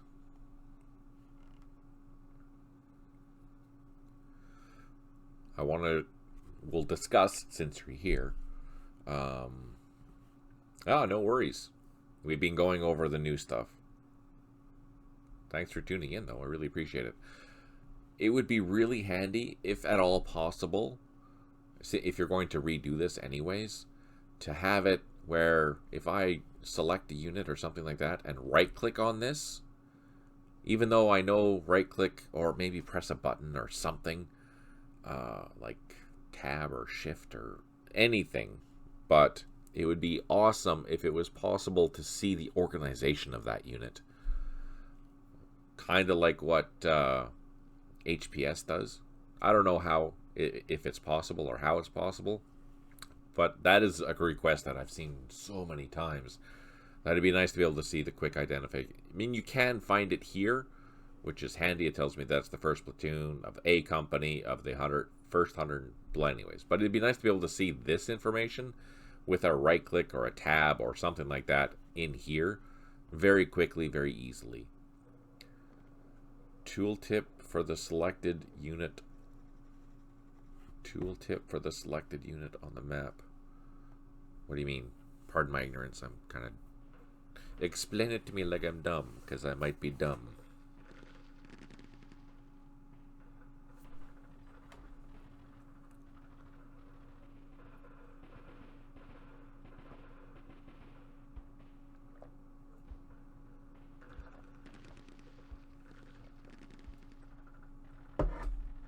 Oh, I see what you mean. Oh, man. That is crazy. That'd be cool. That would be cool. Now, the question is, what would that... Since people are here talking, what kind of information would be useful? How far up the chain do you need to know? Do you just need to know it's first platoon? Do you need to know that it's first platoon of a company? Do you need to know it's first platoon of a company of, the 101st Battalion? Or what? How far up the chain do you actually need to see that information? Since we're talking about it, that's really cool.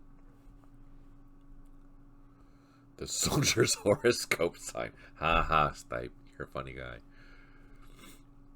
So, just FYI, looking at a platoon, you'll see that it's organized like this. But you have no idea what any of this means, right? Typically, well, by the magic of Petri, there is now a new function. Shit. CS Lint and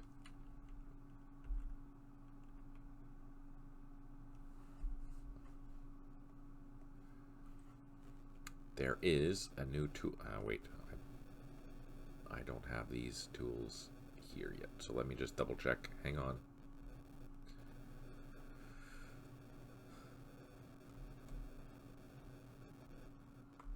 I just want to make sure that I have the latest and greatest tools, because I have it set up differently than everyone else because I'm spatial.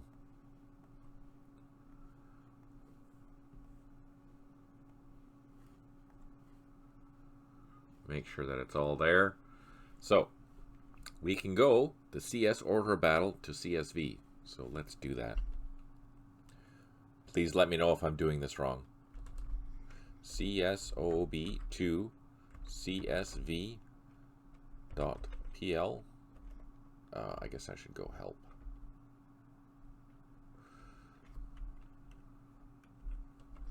All right, and then the game VN.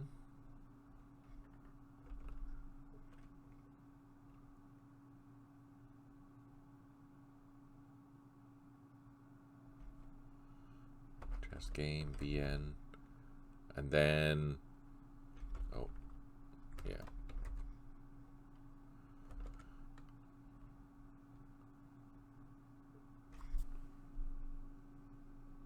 That's all. And then here we go. Here we go. We're going to press enter. Bada boom. And then if I go to my install, my order of battles folder, I should see, aha, just like this.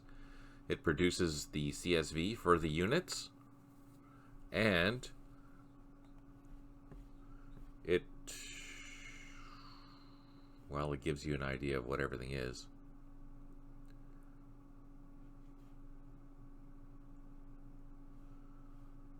Ah, crap.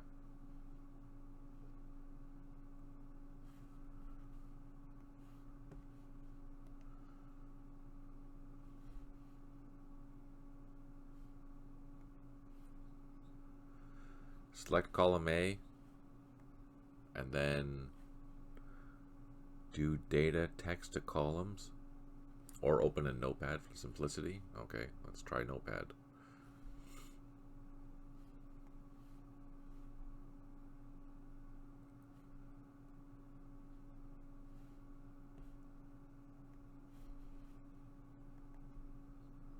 Hang on.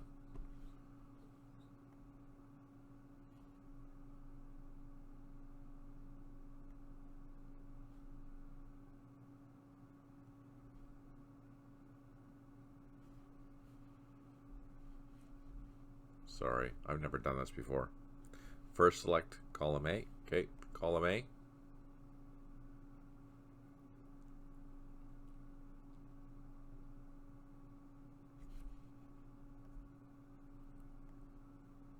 Then from the menu icons, click text to column, top center. I must have missed that.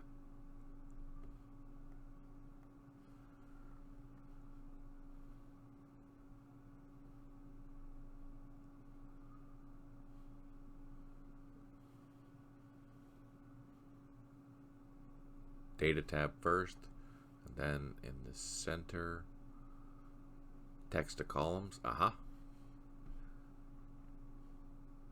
And then like so, delimited, right?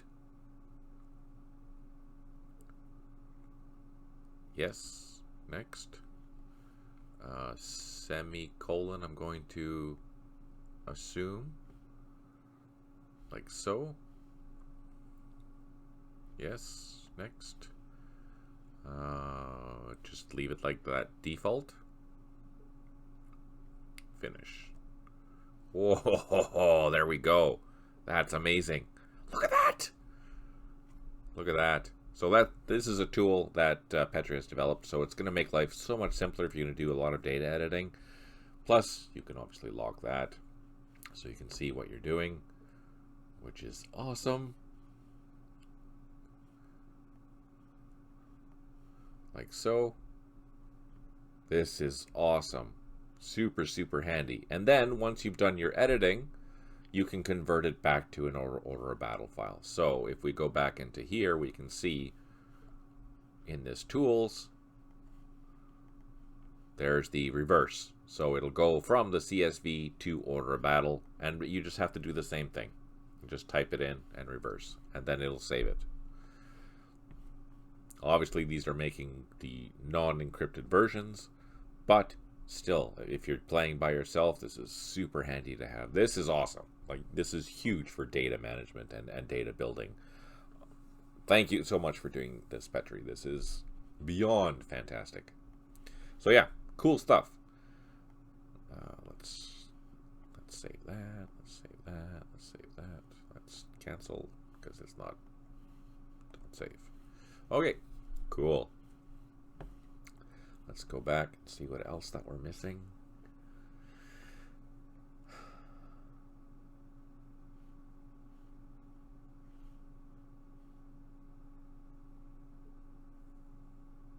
Yeah, so this is the new make. Oh, I don't know what this is. Make unit text. Ah, yeah, if you are also Schlons, since you're here, this tool here will generate, let's see what it says. Will generate the unit text for you. So if you want to make your unit text consistent with how we are making our unit text, you can do that, which is super handy. Usage creates unit text entries for all nations for the specified nation ID. And so what does that look like? I'll show you what that looks like because Petri was kind enough to post some screenshots. Where is it? Is it here? No. Do you remember where it is? CS link channel. Perfect. So here's some examples of what the unit text is auto-generated. It might be hard to see, but it says, for example, the Rifle 48A represents a rifle platoon, which is a veteran unit in this game. At full strength, this unit fields 8 half squads, approximately 40 men. Each strength point is worth 5 victory points, making blah, blah, blah. And it has a fire cost of 33 because it's an A-class unit. They can perform 3 fire missions per term. Its special capabilities are listed under the capabilities table. On paved roads, the units can travel up to 11 kilometers an hour, blah, blah, blah. So it gives you a whole bunch of information, and it goes through each of these things. It's generalized, simplified, but it's automated. And since we have literally thousands of units, it makes sense to do it that way. So for your units, Schlons, this might be a very good tool for you to use just to help, add some unit text if you're interested in doing that. I think that's a really good feature and good handy tool to have. Yes, exactly. It extracts data from the platoon file, and yeah, that's exactly what it does.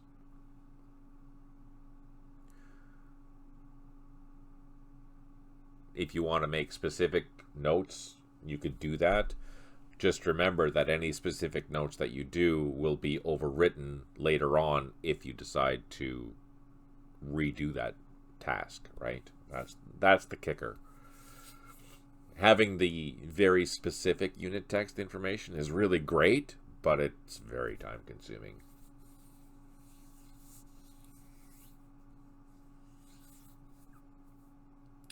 Another new thing is that where are they? So this is a shout out to the late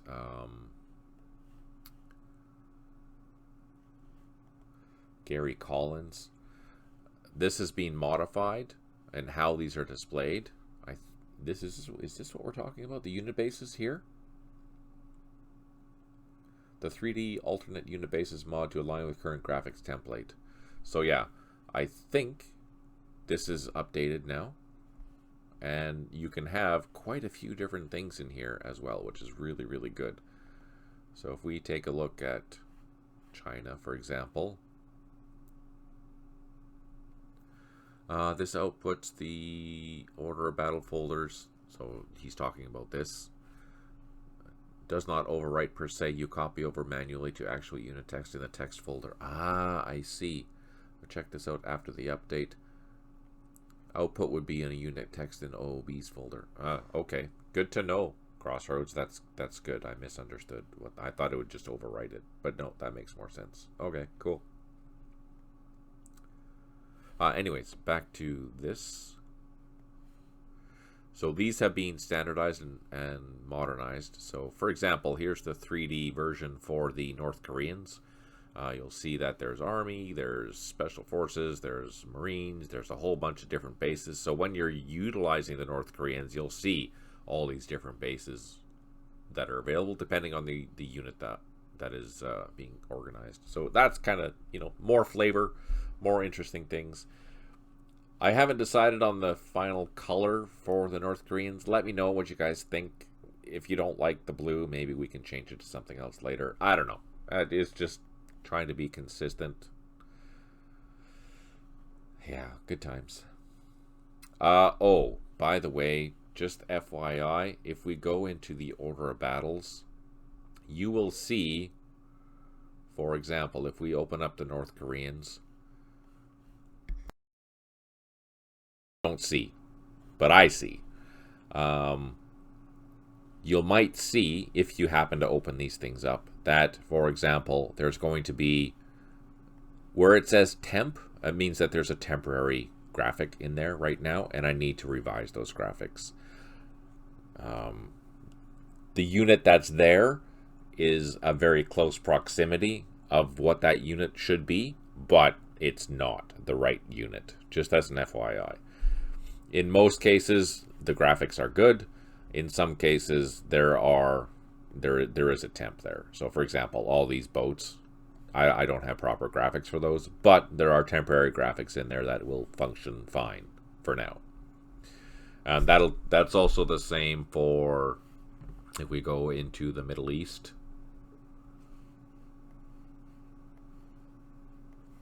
Order of battles, and we find Iran, we'll see that it's the same thing. In most cases, there's also some notes. So, for example, if they're in brackets, you'll see those notes inside. So if you're wondering why this BMP, even though they had them before or captured them before, they didn't have the BMPs with the Saggers until 82. Well, this is why, because they didn't get supplied Saggers until 82. So Iranian BMPs typically no ATGM because it's captured, right?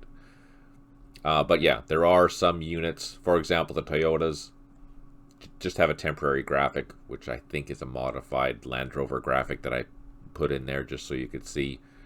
But I see Schlons is incorporating some. China is red, so I can't use red already. China's using that.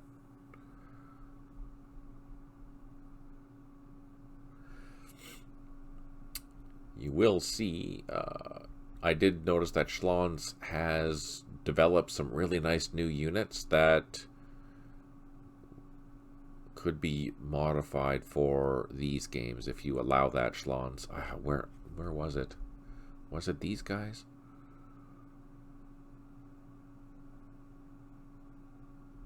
Or was it Iran? Or Iraq?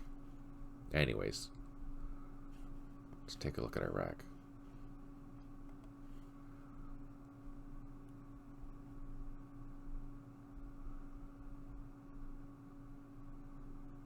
Yeah, for example, the Unimog, you have an awesome graphic for that, Schlons, which is amazing, and I just have a temporary graphic in there right now.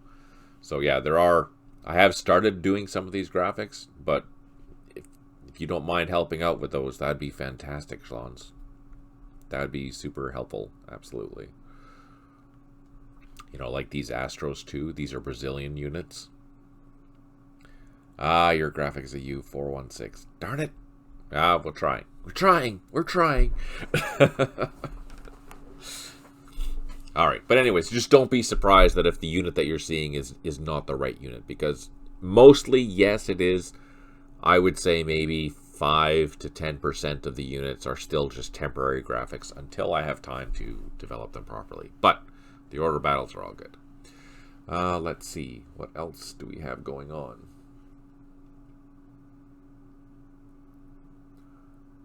I can't. Oh, one thing that you'll see is that the helicopter time flights now defaults at... Oh, please do, Shlons. That would be amazing.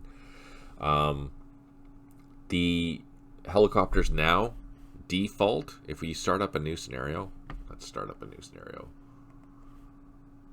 that has helicopters.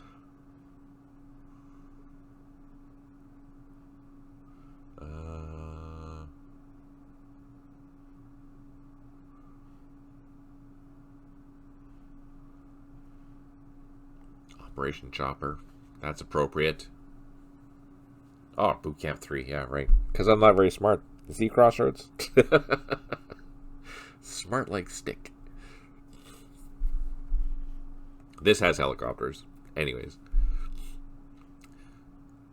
Yeah, no kidding. I haven't even finished my one coffee because I've been talking too much. Anyways, you'll see that at the initial start of the scenario, most of the helicopters will start with 12 to start with, and then after they refuel, most likely they'll refuel at 9. Just something to keep in mind. Something that we've tweaked, there's AI settings that need to be fixed, but just if you're confused, yeah, they start at 12, but I've noticed that during my play they refuel at 9. So don't be surprised that there's going to be a difference, and we'll fix that in the future, just FYI. But most helicopters start at 12 now, which is fantastic, and I think that's really good. Maybe you can consider it like wear and tear during the course of the missions. I don't know. Anyways, but for now, don't be surprised if you see a difference in how they're set. And I think, yeah, the airplanes, now they'll stay on the air for 24 turns to default until you refuel them. If you refuel them, that number will change. Just don't be surprised.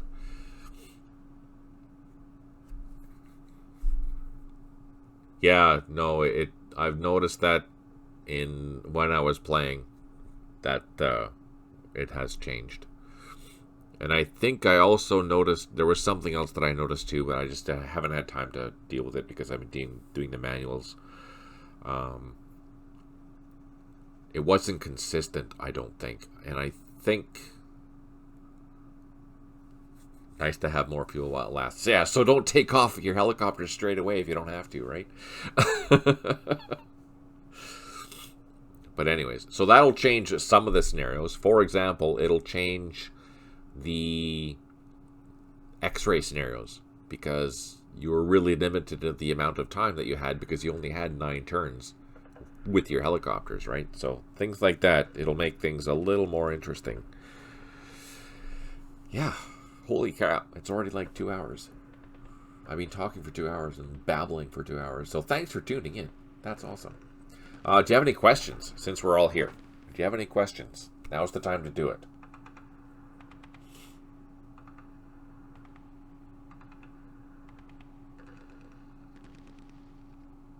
So again, with just a quick recap, for both Middle East and Vietnam, the front end has changed. The 3D graphics have changed for both games. There's new nations for Middle East. There's new nations for Vietnam. There's Lua scripting now for all scenarios in Middle East and Vietnam. For Middle East, it's phase 1 of the Make Lua 2 tool. You can expect those to change in the future. For Vietnam, most of the scenarios are scripted. And then the new scenarios, I think it's 12 new scenarios. They have the phase 1 Make Lua scripting done to them. Most of those, the AI is defending, so it shouldn't be a problem. But they will include proper artillery and airstrikes. They will include a scenario briefing, and they will include the logistics addition for check orders and whatnot. There is the new, obviously the new check for orders. There is obviously the new situational report. This is brand new for both of the games, which details your losses and expected enemy forces. What else is new? There's a bunch of little data edits that have been gone through. I went through all the order of battles, the platoon files anyways, and made sure about consistency, and especially for the infantry, including the heavy weapons, for movement and things like that, because I noticed that sometimes the light machine guns weren't moving with the infantry as they should, because it's, you know, you're just packing around an M60.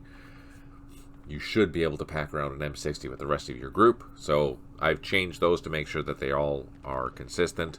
The same with the fire costs, make sure that the heavy machine guns and medium machine guns and light machine guns were all firing roughly the same, depending on what it was. Obviously, some are different.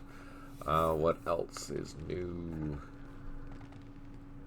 A lot of back-end stuff. A lot of things to help you that Petri has made, which is brilliant. Absolutely happy.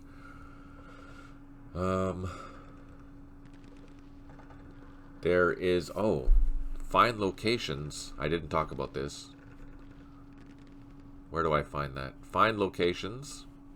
This is a grid view, so it's changed. It makes things a little bit nicer to look at. A little more simple. And I think you can... No, you can't.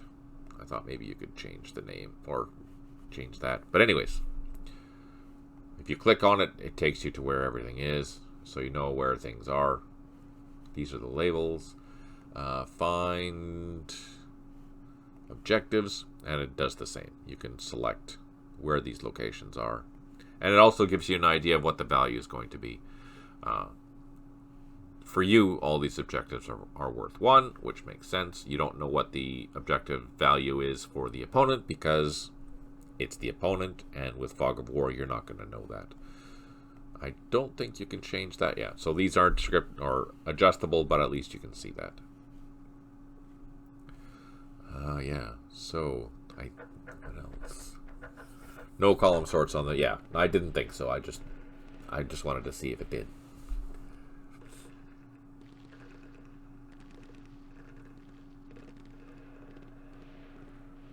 Oh, Petri, since you're here, if we go into the map editor,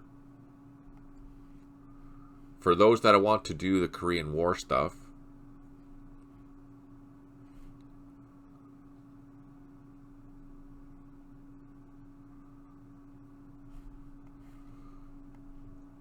new. We want to pick East Asia, right? And then we want to pick temperate, I think. Just add this. And then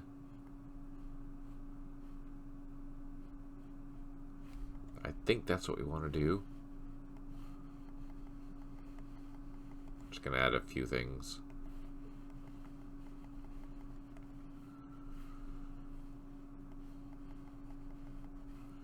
Let's just save that.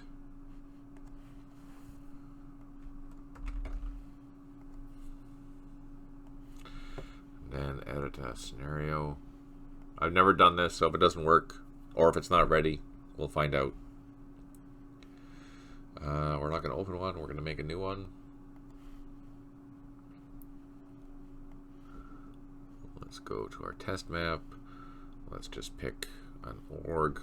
Doesn't really matter what it is. Oh, shit. I didn't know that. Okay.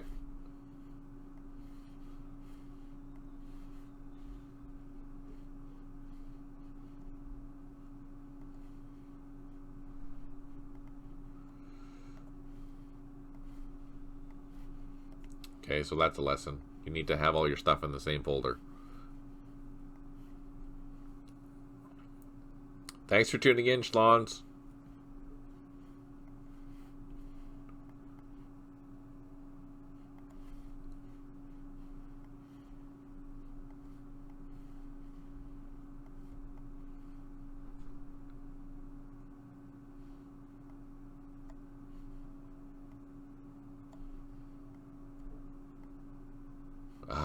This is what I want to see.